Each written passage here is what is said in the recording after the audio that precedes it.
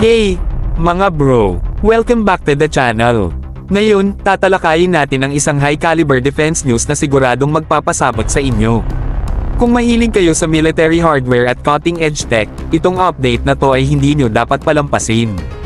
Ang Philippine Army ay kasalukuyang naghahanap ng ilang anti-tank missile launchers.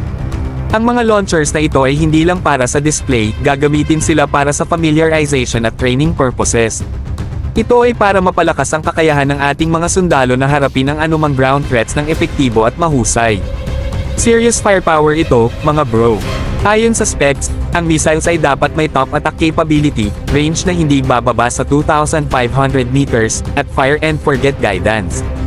Ang mga feature na ito ay titiyakin na makakapag-engage at makakapag-destroy ng enemy armor ang ating mga sundalo ng may precision at minimal exposure. Sa mga criteria na ito, agad na pumapasok sa isip ang Javelin at Spike Missile systems. Ang mga system na ito ay subok na at pinagkakatiwalaan ng mga hukbo sa buong mundo.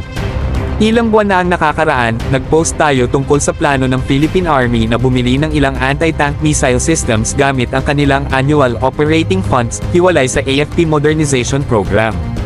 Ang hakbang na ito ay isang strategic move para magkaroon ng hands-on feel sa mga advanced systems na ito.